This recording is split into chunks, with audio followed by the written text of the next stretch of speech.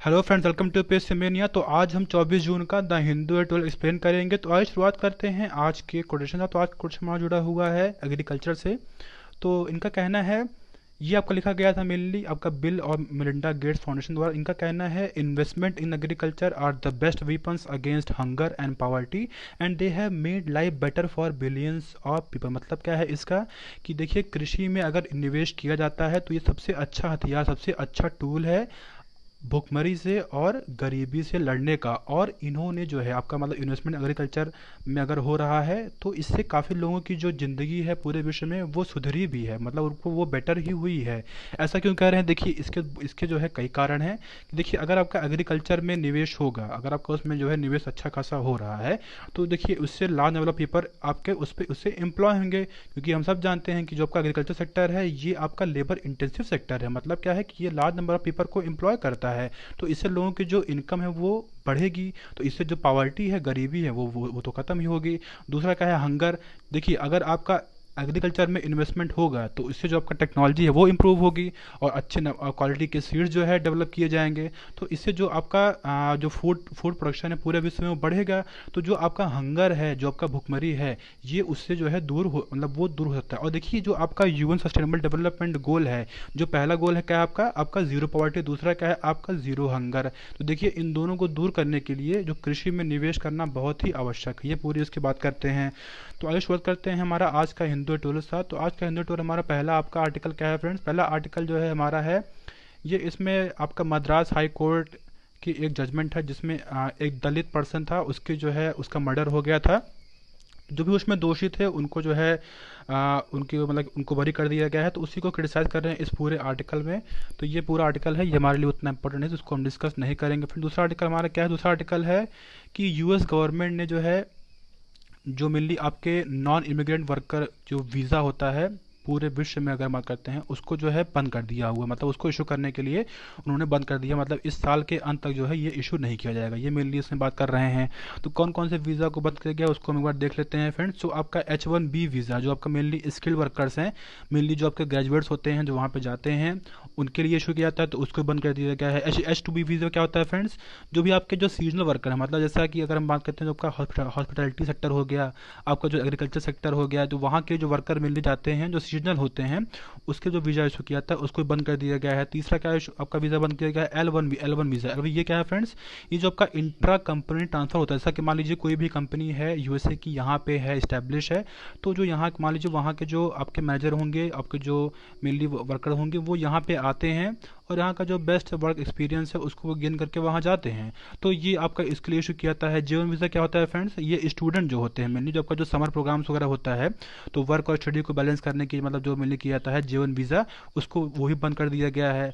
आपका H4 visa बंद कर दिया गया। ये क्या होता है? ये जो आपके H1B वीज़ा जो जिसकी हमने बात की थी स्किल्ड वर्कर्स के लिए, वो उसके लिए जो वीज़ा होता है, मतलब जो उनके डिपेंडेंट उनकी फैमिली होती है, बच्चे होते हैं, जो भी जो यहाँ पे वो भी जो है मतलब कि उनको जो है जॉब मिल सकती है, छोटा मोटा जॉब जॉब होता है उसके लिए भी उनको एलिजिबल होते हैं। तो वो भी वीज़ा को बंद कर दिया गया है। और ये वीज़ा देखिए जो आपका 24 जून मतलब 24 जून तक जो है जो भी आपके वीज़ा इशू हो गए हैं, मतलब उनके लिए तो होगा, मतलब वो मतलब कि वो एलिजिबल होंगे मेनली। Sorry friends. और जो वीज़ा जो है मेनली जो है मतलब जो पहले मतलब जो आपका 24 जून के पहले वीज़ा अप्लाई किए उनको तो मेनली होगा ही। और जो वीज़ा होल्डर हैं मेनली जो मतलब जो आपके यूएस में रह रहे हैं उनके लिए भी मतलब ये मतलब कि उनको छूट मिलेगी, ये मेनली इसकी बात कर रहे हैं। तो देखिए, रीजनिंग क्या दी गई है ये हम देख लेते हैं। तो रीजनिंग ये मेनली दी गई है कि जो आपके अमेरिकन्स हैं, आपका कोविड-19 के बाद जो उनकी जॉब है उनकी काफ़ी जॉब लॉस हुई है, तो अनएम्प्लॉयमेंट रेट जो है अगर बात करते हैं फरवरी और मई के मध्य जो है वो 13% हो गया है। तो ये मेनली इसका रीज़न दिया गया है। तो देखिए क्या हुआ है कि जो डोनाल्ड ट्रंप की सरकार है ये हमेशा से इनका रहा है, क्योंकि देखिए नवंबर में आपका प्रेसिडेंशियल इलेक्शन भी होना है। तो जो उनकी एक हमेशा से पॉलिसी रही अमेरिका फर्स्ट पॉलिसी, तो उसी को अप्लाई करते हुए ऐसा मेनली कहा गया है। तो ये पूरा इसकी बात करते हैं, वो हमारे लिए इतना इम्पोर्टेंट बाकी जो है आपका इसमें नहीं है, जो भी पॉइंट्स हैं, जो पॉइंट्स से हमने उसको जो है बात कर लिया। हमारा दूसरा आर्टिकल क्या है फ्रेंड? दूसरा आर्टिकल हमारा है कि ये दिल्ली में जो आपका NTCA प्रोटेस्ट हो रहा था, उसमें एक एक्टिविस्ट थी, स्टूडेंट एक्टिविस्ट थी, जो प्रेग्नेंट थी, जिनको अभी जो है उनको बेल पे जो है छोड़ा गया हुआ है। तो ये पूरा उसको क्रिटिसाइज करना ये उतना हमारे लिए इंपॉर्टेंट नहीं, क्योंकि उसमें कोई अच्छे पॉइंट जो है निकल के नहीं है जो हमारे अपने आप आपके आंसर में यूज़ कर सकते हैं। हमारा उससे अच्छा आर्टिकल नहीं है फ्रेंड। दूसरा आर्टिकल हमारा क्या है? दूसरा आर्टिकल हमारा है फाइनेंस कमीशन से जुड़ा हुआ है। तो देखिए अभी क्या है, अभी ये है कि इसमें पूरा आर्टिकल में ये बात कर रहे हैं मेनली, उतने इंपॉर्टेंट आर्टिकल तो नहीं है, जो उसमें कुछ पॉइंट उसको हम देख लेते हैं। तो देखिए इसमें बात कर रहे हैं कि एक आंध्र प्रदेश के जो फाइनेंस सेक्रेटरी थे BPR विट्ठल, जिनकी अभी पिछले वीक में जो है मृत्यु हो गई। और ये जो है जो आपका 10th फाइनेंस कमीशन है 1990 टू 1994, उसके मेंबर भी रह चुके हैं। तो जो अगर हम बस इतना जान लेते हैं कि इसमें इस आर्टिकल में कि जो वो फाइनेंस कमीशन है वो क्या है, तो देखिए ये आपका एक कॉन्स्टिट्यूशनल पोस्ट है। आपका संविधान में जो आर्टिकल 280 है उसमें ये प्रॉपरली मेंशन है। तो फाइनेंस कमीशन को देखिए हर 5 साल में मेनली ऐसा ये जो है देखा गया है कि इनको जो प्रेसिडेंट होते हैं ये कह सकते हैं कि इसको जो है कॉन्स्टिट्यूट करते हैं।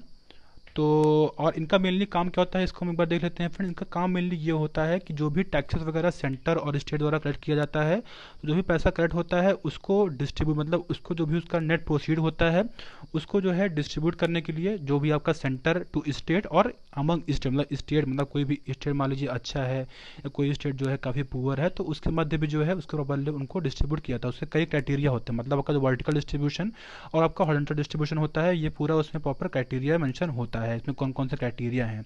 तो ये मेनली होता है। और जो आपका कॉन्स्टिट्यूशन फंड ऑफ इंडिया से जो भी आपका है, जो भी ग्रांट्स इन एड दिया था सेंटर द्वारा स्टेट्स को, जो भी आपके स्प्लाइज स्टेट हैं, तो वो भी जो है इनके द्वारा रिकमेंड किया जाता है।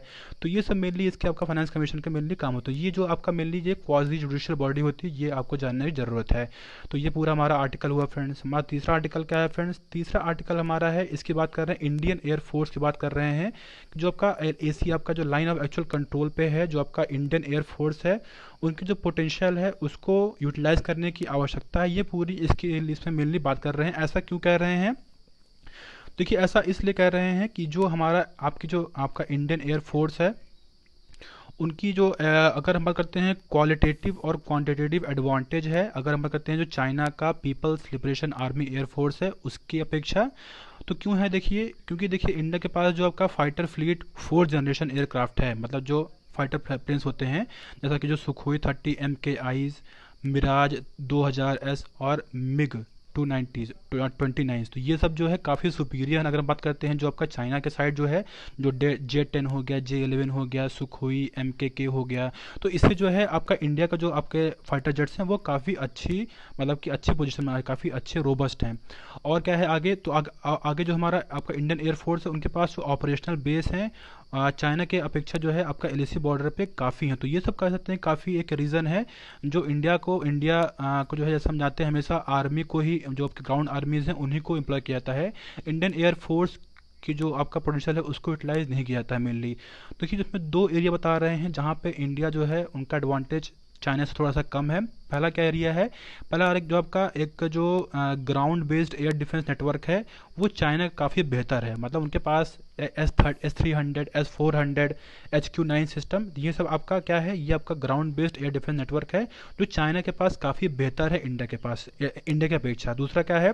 दूसरा जो आपका long range air delivered cruise missile है, ये 500 जो 3000 किलोमीटर जो रेंज होती है, मतलब वहाँ पे उनकी मार करने की क्षमता होती है, वो चाइना के पास काफ़ी अच्छा है बजाय इंडिया के पास, मतलब इंडिया के पास उतना अच्छा नहीं है। ये 2 एरिया ऐसे हैं जहाँ पे इंडिया उनसे थोड़ा सा लैग करता है। फिर नेक्स्ट बता रहे हैं कि जैसे और जो इंडिया एयरफोर्स है उनके पास क्या सिग्निफिकेंट मतलब है आपका मिस है, तो ये मेनली बता रहे हैं कि देखिए जो आपका एरियल मोबिलिटी डिपार्टमेंट है, ये जैसा की बात कर रहे हैं C-17 हो गया, IL-76 हो गया, AN-32 हो गया, C-30 हो गया, ये जो है काफ़ी प्रोफिशिएंट है, मतलब अगर हम पूरे विश्व में जो एयरफोर्स हैं तो ये इंडिया के पास काफ़ी बेहतर हैं, काफ़ी अच्छे हैं। तो ये मेनली इसकी बात कर रहे हैं। ये बता रहे हैं कि देखिए US जो है जिस तरह अफगानिस्तान में जब तालिबान से लड़ रहे थे तो शुरुआत में उनको काफ़ी नुकसान हुआ था, उसके बाद उन्होंने जो अपाचे अटैक हेलीकॉप्टर का इस्तेमाल किया था जो 12,000 से 14,000 फीट तक उड़ सकता है, और तो उनके उसके इस्तेमाल से काफ़ी उन्होंने उनको एक अच्छी उपलब्धि हासिल हुई थी।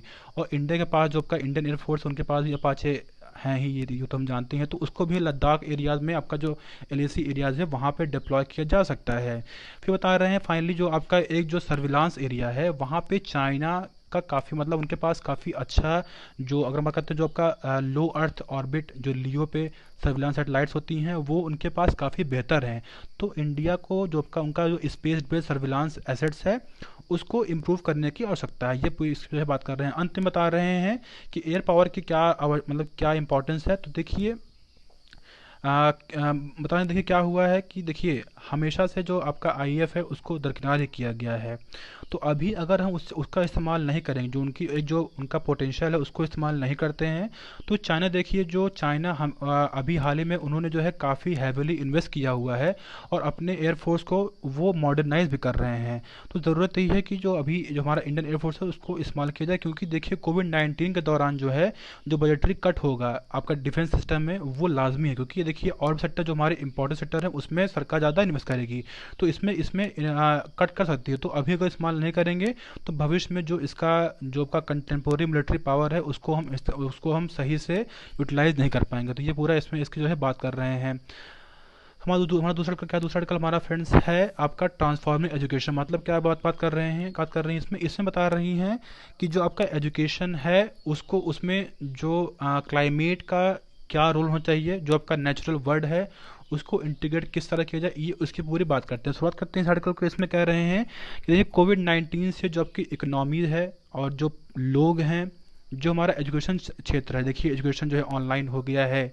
लोग जो है देखिए कितने कुछ फंसे हुए हैं, कुछ पैदल चले आ रहे थे और काफ़ी उनको जो है दिक्कतों का सामना करना, और इकनॉमी देखिए कितनी ख़राब हो गई। हर बड़ी बड़ी इकनॉमी है, आपका यूएस हो गया, चाइना हो गया, इंडिया, ये सब जो है उनकी ग्रोथ रेट काफ़ी कम हो गई है। जो वर्क कल्चर देखिए वो काफ़ी जो है कम हो, काफ़ी देखिए वर्क फ्रॉम होम हो गया है। ट्रैवल देखिए देखिए कितना लोग कम कर रहे हैं, तो और लोगों की ज़िंदगियाँ भी काफ़ी जो है हुई प्रभावित। तो इससे देखिए कोविड-19 जो है इतना लोगों को प्रभावित किया हुआ है। तो एक लेसन जो मानवता को ये सिखा गया है आपका पेंडेमिक, ये है कि जो लोग हैं, जो स्थान, जो आपका प्लेसेस हैं, और जो आपका नॉन ह्यूमन एंटिटी मतलब जो आपके नेचुरल इन्वायरमेंट हैं, ठीक है, और जो भी गतिविधियां हैं मतलब जो भी ये इंटरेक्ट करते हैं, ये सभी जो है कनेक्टेड है मेनली।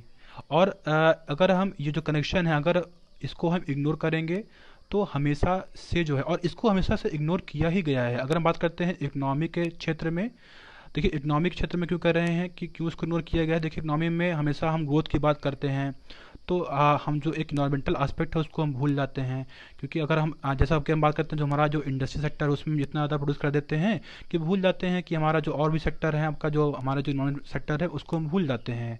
दूसरा बता रहे हैं कि जो आपका फूड सिस्टम मतलब हम लोग इतने एक्सटेंसिव यूज़ में आपका जो फर्टिलाइजर उसका करते हैं इस्तेमाल, कि जो हमारा वाटर सिस्टम है, जो हमारा ग्राउंड वाटर सिस्टम है वो काफ़ी कंटामिनेटेड हो जाता है। फिर बता रहे हैं जो हमारा पीडागॉगीज है मतलब जो हमारा एजुकेशन जो स्ट्रक्चर है वो भी जो है काफ़ी मतलब कि उसको उसमें हम लोग जो है चीज़ों को इंटीग्रेट नहीं करते हैं। उसको हम अभी आगे देखेंगे, इस आर्टिकल में पूरी उसी की बात कर रहे हैं। तो देखिए अभी क्या हुआ है पेंडेमिक के दौरान, जो एक ग्रीन इकोनॉमी की बात है उसमें ये बता रहे हैं कि इन्वेस्ट करने की आवश्यकता है। और इस मतलब कि जो आपका मेनली जो रेन्यूएबल सेक्टर है उसमें जो आपका मोटराइज ट्रांसपोर्ट और ट्रैवल है उसको रिड्यूस करने की बात की जा रही है, वर्क फ्रॉम होम करने की बात की जा रही है। तो ये सब भले ही बहुत ही अच्छे आइडियाज़ हैं, लेकिन अगर देखिए 15 से 18 महीने जो आपका वैक्सीन और जो मेडिसिन है वो डेवलप हो जाएगी तो ये सब जितने भी आइडियाज़ हैं मेनली ये सब जो है सब भूल जाएंगे और ये सब ठंडे बर्तन में चला जाएगा। तो ज़रूरत क्या है, कैसे इन सब चीज़ों को यूटिलाइज, कैसे इन सब चीज़ों को कह सकते हैं कि अपने मतलब कैसे इसको बिहेवियर में जो है लाया जाए, कैसे उसको इनकॉर्पोरेट किया जाए। तो देखिए अगर हमको इसको ट्रांसफॉर्म करना है तो जो हमारा लोग हैं उनको जो है प्रॉपरली अच्छे से एजुकेट करें, उनको जो है अच्छे से क्या बोलते हैं एजुकेट किया जाए, ताकि एक जो ट्रांसफॉर्मेशन चेंज है उसको हम ला सकें। तो देखिए उसके लिए क्या कर रहे हैं, उसके लिए बता रहे हैं कि देखिए कि हमको शुरुआत से मतलब अर्ली एज से ही ये बताना चाहिए लोगों को कि जो हमारी ज़िंदगी है वो हमारा जो नेचुरल एनवायरनमेंट है, ये सब दोनों सब जो है इंटरकनेक्टेड हैं, और इसी से जो है हम लोग लाभान्वित होता है। अगर ये इंटरकनेक्शन टूटेगा तो लोग जो है इससे बुरी तरह प्रभावित होंगे। और अगर ये चीज़ सिखाना लोगों को, तो जो हमारा एजुकेशन है, जो हमारे सब्जेक्ट्स हैं, जो हमारा हिस्ट्री है, जोग्राफी है, इकोनॉमिक्स है, बायोलॉजी है, केमिस्ट्री है, तो इन सब चीज़ों में जो है एक नया एस्पेक्ट लाने कर सकता है। मतलब जैसे क्या है कि देखिए, इसको हमेशा जब इसको पढ़ाया जाता है तो इसको एज अ एक सेपरेट, एक डिस्टिंक्ट एंटिटी को ट्रीट किया जाता है। मतलब ऐसा अगर हम बात कर रहे हैं हिस्ट्री की, तो उसमें सिर्फ बता रहे हैं, आगे देखिए एग्जांपल दे रहे हैं कि इसमें जो है सिर्फ हिस्ट्री बात की जाती है। तो इसको बता रहे हैं जो हमारा नेचुरल इन्वायरमेंट, जो हमारा प्राकृतिक जो हमारा एक इन्वायरमेंट है, उसको उसमें इंटीग्रेट करें। तो एग्जांपल देंगे, जैसे देखिए कि हिस्ट्री में हमेशा ये बात करते हैं, जो युद्ध लड़े गए हैं और जो जीते हैं, जो भी आपके शासक हैं, उनकी बात की जाती है। लेकिन ये नहीं बताया जाता है कि उससे जो लैंडस्केप है उस पर किस तरह प्रभाव पड़ा है। अगर मैं इसको एग्जांपल देकर समझाऊँ आपको, कि अगर मैं ये कहूँ, देखिए जो आपका इंडस वैली सिविलाइजेशन के बाद से आज तक, मतलब उसके बाद देखिए कितने बदलाव, कितने शासक आए, हमारा इंडस्ट्रियल रिवोल्यूशन हुआ, फिर अभी देखिए कितना आपका चेंजेस आ रहे हैं। अगर इन सब को एक एसेस किया जाए कि हमारा जो इन्वायरमेंट है इससे किस तरह प्रभावित हुआ है, किससे लोग जो है प्रभावित हुए हैं, अगर उन सबको हिस्ट्री के सब्जेक्ट्स में इंक्लूड किया, तो इससे लोग जो है एक इंटरप्रिटेशन डेवलप कर पाएंगे कि हाँ, इतिहास भी जो है हमारा काफ़ी एक रिस्पॉन्सिबल है हमारा नेचुरल इन्वायरमेंट में चेंजेस लाने के लिए। तो अब आगे देखिए एग्जांपल दे रहे हैं कि देखिए, जैसा कि देखिए ब्रिटिशर्स ने जब का 1853 में जब रेलवे का निर्माण किया था, उसके बाद देखिए कितना डिफॉरेस्टेशन, कितना जो है पेड़ की कटाई हुई, कितना जो आम जन है वो उससे प्रभावित हुए, वो सब मेंशन नहीं किया जाता है। और फिर बात करते हैं कि ज्योग्राफी में, देखिए ज्योग्राफी में हमेशा ये बताया जाता है कि ये लैंड है इतना, ये फॉरेस्ट है इतना, ये सिटीज़ को इतना डेवलपमेंट होता है, और ये सब चीज़ें वाटर बॉडीज़ हैं, इंटरलैंड है, कॉमन्स हैं। तो इन सब चीज़ों को इंटीग्रेट नहीं किया जाता है, तो इसको एज अ सेपरेट तरीके से पढ़ाया जाता है। फिर बता रहे हैं कि जो हमारा साइंस है, देखिए साइंस में क्या होता है, जैसे बायोलॉजी केमिस्ट्री में क्या क्या बताया जाता है कि जो शुरुआत बताएंगे कि ये पीरियोडिक टेबल है और ये आपका सेल्स वगैरह है। तो बजाय इन सब को बताने का, अगर हम ये बताएं कि जो ऑर्गेनिज्म है, तो उसमें जो मटेरियल है और जो उसमें एनर्जी है और जो इन्फॉर्मेशन है, वो सब एक्सचेंज होती है। मतलब क्या है, मतलब ये है कि अगर देखिए जो हमारे आसपास ऑर्गेनिजम्स हैं, जो हमारे ह्यूमंस हैं, उनके मध्य जो है एक एक्सचेंज देखने को मिलता है। मतलब जो हम अगर हम उनको खाते हैं, तो जो एनर्जी है उनकी हमारे मतलब एक ट्रांसफ़र होती है उसकी। तो अगर हम उसको इस तरह पढ़ाएंगे, उसको इस तरह इंटरकनेक्ट किया जाएगा, तो उनकी एक जो एक होलिस्टिक अप्रोच है वो डेवलप होगा। केमिस्ट्री में बात कर रहे हैं कि शुरुआत करना चाहिए हमेशा जो साइकिल्स हैं, जो हमारा आपका नाइट्रोजन साइकिल्स हैं, कार्बन साइकिल है, फॉस्फोरस साइकिल है, वाटर साइकिल है। तो और इन सब चीज़ों को इससे लिंक किया जाए, जो आपका बायोस्फीयर है, रॉक्स है, मिनरल, तभी हम जानें कि आपका पानी है वो किस तरह किन किन एक साइकिल से पूरे माध्यम से किस तरह बरसात होती है, किस तरह लोगों को मिलता है। अगर हम पानी ख़त्म करेंगे तो उससे क्या प्रभाव पड़ेगा, और अगर हम कार्बन को ज़्यादा एमिशन करेंगे तो जो ग्लोबल वार्मिंग बढ़ेगा। तो इन सब चीज़ों को जो है शुरुआत में ही इसको जो है आपका केमिस्ट्री के बुक्स में इंटीग्रेट करना चाहिए, तभी जो है एक जो होलिज्म का कंसेप्ट, मतलब क्या है, जो एक होलिस्टिक डेवलपमेंट का है, और जो लोगों के अंदर एक फिर ये टेंडेंसी डेवलप होंगी कि चीज़ों को जो है एक सही मात्रा में इस के एक सस्टेनेबल यूज़ जो है लोग बताएंगे। तभी जो है, जो अगर सिंपल हम बात करें पूरे आज जो बता रहे हैं कि जो एक ह्यूमन और जो नॉन ह्यूमन का लिंकेज है वो डेवलप तभी होगा जब हम इन सब चीज़ों को अपने सब्जेक्ट्स में इंक्लूड करेंगे।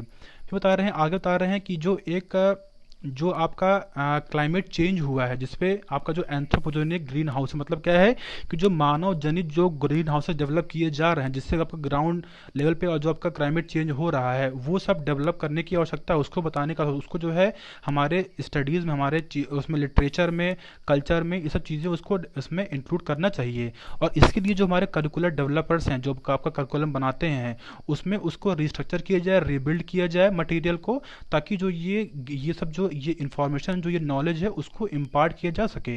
फिर ये कुछ बुक्स की बात कर रहे हैं जिसको उसमें इंक्लूड किया गया हुआ है, वो हमारे लिए इतना इंपॉर्टेंट नहीं है जानना। तो ये कुछ एक जान लेते हैं। इसमें बता रहे हैं कि जो एक अमिताभ घोष की बात है, एक बुक है, उसमें द ग्रेट डिरेंजमेंट, इसकी बात कर रहे हैं। इसमें बता रहे हैं कि जो इंपीरियलिज्म है, जो उपनिवेशवाद है, वो किस तरह जो है उसका, और जो रोल ऑफ क्लाइमेट चेंज में उनका क्या प्रभाव, उनका क्या रोल रहा है, ये उसकी बात करते हैं। फिर एक गाइया हाइपोथेसिस है, जिसमें ये बता रहे हैं कि जो का लिविंग क्रिएचर है और जो फिजिकल वर्ल्ड है, इसमें एक इंटरेक्टिंग, ये दोनों एक इंटरेक्टिव सिस्टम है और इन दोनों में जो एक इक्विलिब्रियम है उसको मेंटेन करने की आवश्यकता है। ये पूरी बात कर रहे हैं। आगे बता रहे हैं कि देखिए अंत में इसको आर्टिकल को कंक्लूड कर रही हैं कि जो हमारा एक एजुकेशन सिस्टम है वो उसमें जो और हमेशा जो एक पॉलिसी बनाई जाती है कि जो ग्रोथ को किसी भी कॉस्ट पे जो है अचीव करना चाहिए, उसको जो है उस जो एक विचारधारा है उसको दूर करना चाहिए।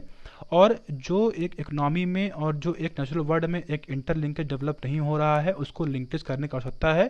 तभी जो हमारा एजुकेशन सिस्टम है वो अच्छे से जो है इसको जो है एजुकेट करेगा, तभी उसको वो इंटरनलाइज करेगा, तभी वो हमारे आगे जो मतलब एक जो एक चेंज है, बिहेवियर चेंज, अभी वो हमको आगे दिखेगा। हमारा तुम्हारा लास्ट आर्टिकल हमारा बात कर रहे हैं फ्रेंड्स की क्रॉप ऑफ आयरनी। मतलब क्या है कि ये बता रहे हैं कि देखिए ये एक आयरनी है कि जो कई वर्षों से जो आपका एग्रीकल्चर में रिफॉर्म एक लाने की बात की जा रही है, एग्रीकल्चर रिफॉर्म लाने की बात की जा रही है, वो अभी लॉकडाउन में सरकार ने उसको जो है इन्फोर्स किया हुआ है। ये कहते हैं ये एक आयरनी, मतलब ये एक मतलब एक विरोधाभास ही है, क्योंकि अगर इसको इम्प्लीमेंट करना था तो जब सिचुएशन नॉर्मल है तब करते तो काफ़ी अच्छा, काफ़ी एक अच्छा हम लोग को इसका फल मिलता। आगे बता रहे हैं कि क्या क्या सरकार ने किया है। जो आत्मनिर्भर पैकेज था सरकार ने, उसमें काफ़ी चीज़ें अनाउंस की थी, जिसमें आपका एपीएमसी मंडीज़ है उसको उसमें चेंज लाने की बात किए था, मतलब उसको डिसमेंटल करने की बात कर रहे थे। और बता रहे थे जब का आपका ईसी एक्ट, जो आपका एसेंशियल कमोडिटी एक्ट है 1955, उसमें चेंज लाने की बात किए हैं। और क्या बात किए हैं, आपका जो फेयर प्राइसिंग है, ई ट्रेडिंग है, और जो आपका मेनली कॉन्ट्रैक्ट फार्मिंग हो गया, एग्रीकल्चर लैंड लीजिंग हो गया, मार्केटिंग हो गया, इसमें जो है मेनली ये सब चीज़ें आपका सरकार ने अनाउंस किया हुआ है। अभी अभी देखिए कोविड-19 में जो हमारा एग्रीकल्चर सेक्टर है वो काफ़ी बुरी तरह प्रभावित हुआ है। क्यों? क्योंकि देखिए जो आपके माइग्रेंट वर्कर्स हैं वो अपने घर तरफ लौट गए हैं, क्योंकि देखिए जो आपके बड़े बड़े राज्य होते हैं वो लार्ज स्केल में एग्रीकल्चर को मतलब वो एम्प्लॉय करते हैं, तो उससे जो काफ़ी माइग्रेंट वर्कर्स बाहर के आते हैं जहाँ पे उनको एम्प्लॉय किया जाता है, तो अभी वो सब लौट गए हैं, तो उससे भी काफ़ी प्रभावित हुए हैं। और जो आपका सप्लाई चेन है वो भी काफ़ी प्रभावित हो गई। देखिए लॉकडाउन लगने के बाद जो है काफ़ी ट्रांसपोर्टेशन को एक बंद कर दिया गया था, तो उससे भी काफ़ी प्रभावित हुआ था। उसके बाद देखिए जो आपका प्राइजेज है वो काफ़ी बढ़े थे, लेकिन देखिए उसी आपके जो है आपके जो फार्मर्स थे उनके पास काफ़ी ऐसा जो उनके इन्वेंटरी मतलब जो उनके प्रोड्यूस थे वो काफ़ी काफ़ी इकट्ठा हो गए थे। उसके बाद उन्होंने जो है उसको औने पौने दाम पे वो उसको उनको बेचना पड़ा। और उसके बाद देखिए जो आपका फूड कॉर्पोरेशन ऑफ इंडिया है उनमें जो एक बफर स्टॉक नॉर्म है उसके 3 गुना ज़्यादा उनके पास बफर स्टॉक था, लेकिन फिर भी जो है कि देखिए लोग जो है एक भूखमरी से जो है लोग मर रहे थे। तो ये सब काफ़ी जो है इश्यूज इसमें मेनली देखने को मिले हैं। अगर तो देखिए एक आपका रिवर्स माइग्रेशन भी देखने को मिला कि जो आपका शहर से गांव की तरफ लोग जाएं, मतलब आपका जो माइग्रेशन होता है वो क्या होता है फ्रेंड्स, आपका शहर गांव से शहर की तरफ जाते हैं। लेकिन कोविड-19 के बाद देखिए शहर से जो है गांव की तरफ लोग जो है गए हैं, ये भी काफ़ी देखने को मिला। ये तो हमने जो है काफ़ी देखा ही आर्टिकल में बता रहे हैं कि सरकार ने भुखमरी को दूर करने के लिए जो एक लोग फंसे हुए थे उनको जो है प्रॉपर फूड मिल सके, उसके लिए सरकार ने जो का one nation one ration card है उसको सरकार ने अच्छे से एम्प्लॉय किया तो था और उससे काफ़ी लोगों को लाभ मिला था। और ये जानते हैं ये मिलने क्या होता है, मतलब जिनके पास राशन कार्ड नहीं है उनको भी जो है ये देने के बाद मिलने किए थे। तो देखिए जो आपका जो हमेशा सरकार रही है कि जो एक जो गैप दिखा है कि पॉलिसी जो सरकार प्रिस्क्राइब करती है और उसको इम्प्लीमेंट करती है उसमें हमेशा से एक गैप देखने को मिला हुआ है। तो ये तो मेनली हम जो है जानते ही हैं। तो इसलिए जो आपका one nation one ration card policy है, ये आपका ये जो स्कीम है इसको किस तरह सरकार इम्प्लीमेंट करती है ये देखने की बात है। आगे बता रहे हैं कि देखिए रबी क्रॉप जिस तरह अभी देखिए आपका हार्वेस्टिंग सीजन था, उसके बाद जो है काफ़ी उसमें जो है चीज़ें आपका एक रेन मतलब देखिए काफ़ी बारिश भी हुई थी, तो उससे काफ़ी जो है लोगों को नुकसान भी हुआ था, आप जो मेनली आपके फार्मर्स थे। उसके बाद जो है देखिए आपका जो लोकस्ट जो का टिड्डों का जो है अटैक हुआ था उससे भी काफ़ी नुकसान हुआ था। उसके बाद देखिए बता रहे हैं कि जो फार्मर्स थे उनके ऊपर काफ़ी लोन था, लेकिन बल्कि जो है आरबीआई ने जो भी आपका ईएमआई था उसको 3 महीने के लिए माफ़ कर दिया था। लेकिन देखिए फिर भी जो आपके फार्मर्स हैं मेनली वो जो है जो आपका एक इनफॉर्मल बोरोइंग मतलब जो मनी लेंडर्स करते हैं उनसे पैसे ज़्यादा लेते हैं, तो जो आपका ये आरबीआई ने किया था ये पूरा उससे जो है वो लाभान्वित नहीं हो पाए। आगे बता रहे हैं कि सरकार ने जो है 14 खरीफ क्रॉप्स के लिए एमएसपी को बढ़ा दिया था, लेकिन देखिए ये ये जो है इस जो फार्मर्स हैं उससे लाभान्वित नहीं होंगे। क्यों नहीं होंगे? क्योंकि जो आपका मैन पावर है वो प्रॉपर नहीं है, क्योंकि आपके जो माइग्रेंट्स हैं वो लौट गए हैं अपने गांव की तरफ।